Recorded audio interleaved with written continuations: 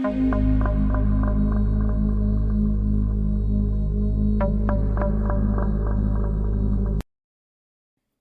Be or Not to Be by Kurt Vonnegut. This story was first published in Worlds of If, January 1962. Everything was perfectly swell. There were no prisons, no slums, no insane asylums, no cripples, no poverty, no wars. All diseases were conquered, so was old age. Death, barring accidents, was an adventure for volunteers. The population of the United States was stabilized at 40 million souls. One bright morning in the Chicago lying-in hospital, a man named Edward K. Wheeling, Jr. waited for his wife to give birth. He was the only man waiting. Not many people were born a day anymore. Wheeling was 56. A mere stripling in a population whose average age was 129. X-rays had revealed that his wife was going to have triplets. The children would be his first. Young Wheeling was hunched in his chair, his head in his hands. He was so rumpled, so still and colorless as to be virtually invisible. His camouflage was perfect, since the waiting room had a disorderly and demoralized air too. Chairs and ashtrays had been moved away from the walls. The floor was paved with splattered dropcloths. The room was being redecorated. It was being redecorated as a memorial to a man who had volunteered to die. A sardonic old man, about 200 years old, sat on a step-ladder, painting a mural he did not like. Back in the days when people aged visibly, his age would have been guessed at 35 or so. Aging had touched him that much before the cure for aging was found. The mural he was working on depicted a very neat garden. Men and women in white, doctors and nurses, turned the soil, planted seedlings, sprayed bugs, spread fertilizer. Men and women in purple uniforms pulled up weeds, cut down plants that were old and sickly, raked the leaves, carried refuse to trash burners. Never, never, never, not even in medieval Holland nor old Japan, had a garden been more formal, been better tended. Every plant had all the loam, light, water, air, and nourishment it could use. A hospital orderly came down the corridor singing under his breath a popular song. If you don't like my kisses, honey, here's what I will do. I'll go see a girl in purple, kiss the sad world toodaloo. If you don't want my lovin', why should I take up all this space? I'll get off this old planet, let some sweet baby have my place. The orderly looked in at the mural and the muralist. "Looks so real," he said, "I can practically imagine I'm standing in the middle of it." "What makes you think you're not in it?" said the painter. He gave a satiric smile. "It's called the Happy Garden of Life, you know." "That's good of Dr. Hitz," said the orderly. He was referring to one of the male figures in white, whose head was a portrait of Dr. Benjamin Hitz, the hospital's chief obstetrician. Hitz was a blindingly handsome man. "Lots of faces still to fill in," said the orderly. He meant that the faces of many of the figures in the mural were still blank. All blanks were to be filled in with portraits of important people on either the hospital staff or from the Chicago office of the Federal Bureau of Termination.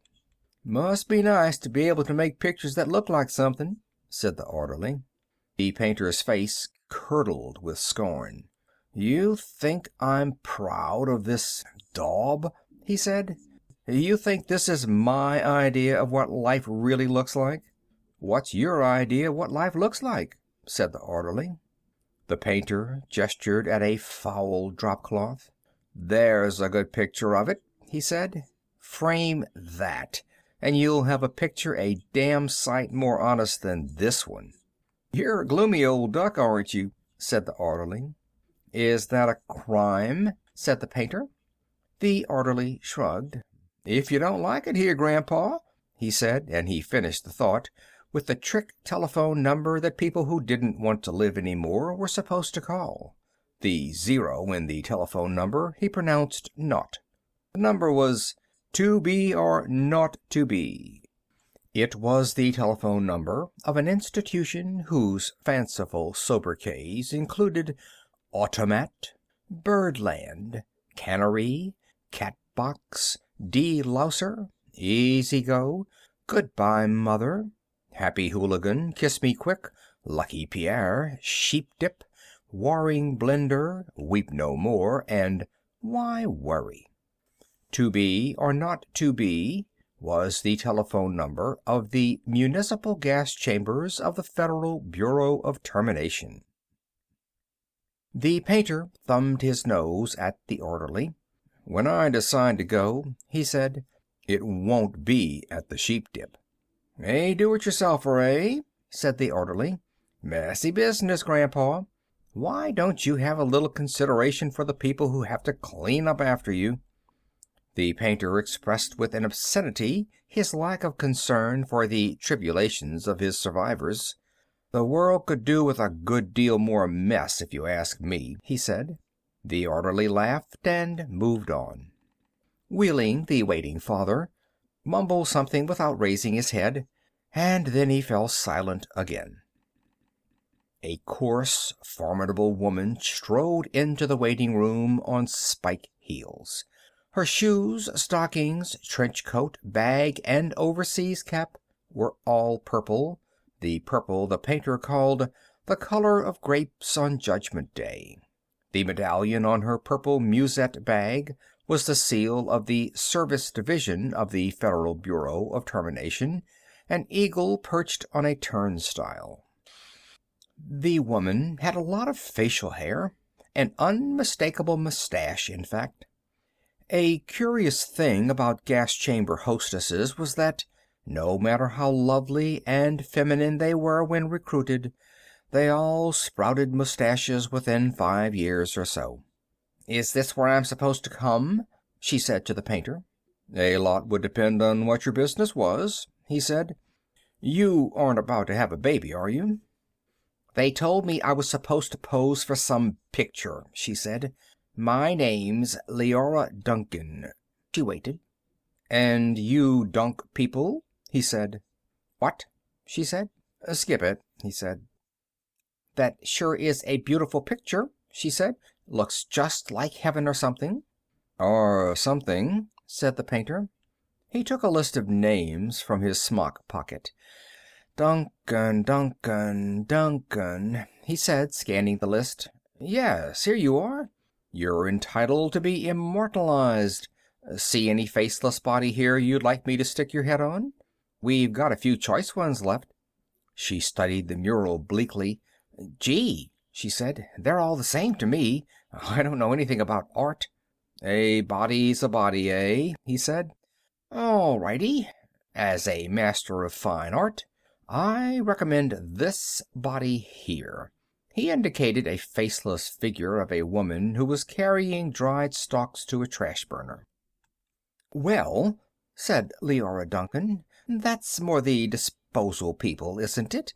I mean, I'm in service. I don't do any disposing." The painter clapped his hands in mock delight.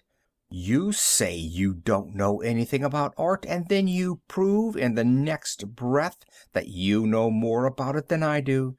Of course the sheave carrier is wrong for a hostess. A snipper, a pruner, that's more your line." He pointed to a figure in purple who was sawing a dead branch from an apple tree. "How about her?" he said. "You like her at all?"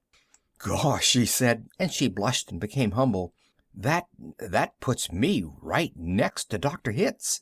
"That upsets you?" he said. "Good gravy, no," she said. It's just such an honor." "Ah, you admire him, eh?" he said. "Who doesn't admire him?"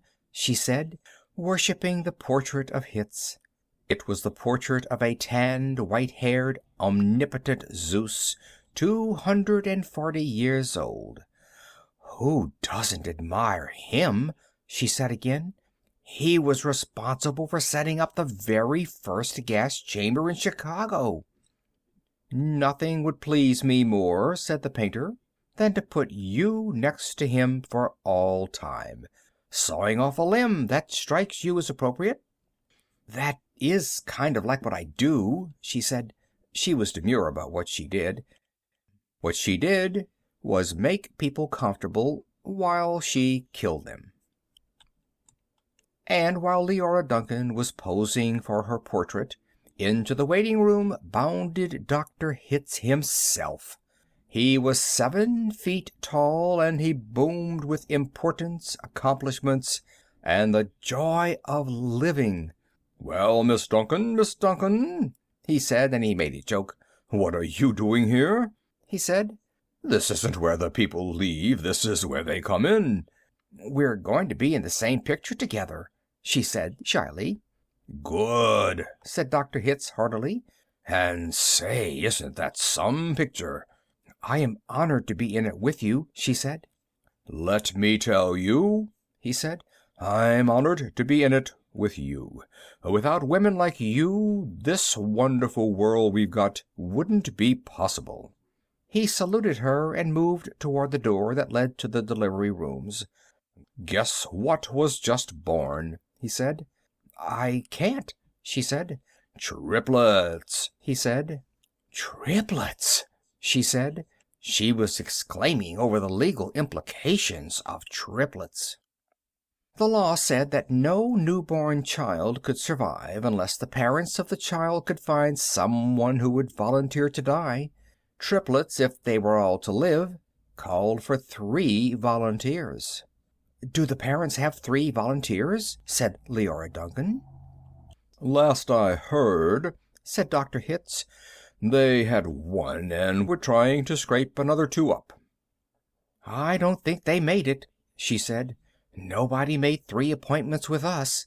Nothing but singles going through today, unless somebody called in after I left. What's the name?" "Wheeling," said the waiting father, sitting up, red-eyed and frowsy. "Edward K. Wheeling, Jr. is the name of the happy father-to-be." He raised his right hand, looked at a spot on the wall, gave a hoarsely wretched chuckle. "Present," he said. "Oh, Mr. Wheeling," said Dr. Hitz, "I didn't see you." "The Invisible Man," said Wheeling. "They just phoned me that your triplets have been born," said Dr. Hitz. "They're all fine, and so is the mother. I'm on my way in to see them now." "Hooray," said Wheeling emptily. "You don't sound very happy," said Dr. Hitz. "What man in my shoes wouldn't be happy?" said Wheeling. He gestured with his hands to symbolize carefree simplicity. "All I have to do is pick out which one of the triplets is going to live, then deliver my maternal grandfather to the happy hooligan, and come back here with a receipt." Dr. Hitz became rather severe with Wheeling, towered over him. "You don't believe in population control, Mr. Wheeling?" he said. "I think it's perfectly keen," said Wheeling tautly. "Would you like to go back to the good old days, when the population of the Earth was 20 billion, about to become 40 billion, then 80 billion, then 160 billion? Do you know what a druplet is, Mr. Wheeling?" said Hitz. "Nope," said Wheeling sulkily. "A druplet, Mr. Wheeling, is one of the little knobs, one of the little pulpy grains of a blackberry," said Dr. Hitz. "Without population control, human beings would now be packed on this surface of this old planet like druplets on a blackberry. Think about it." Wheeling continued to stare at the same spot on the wall.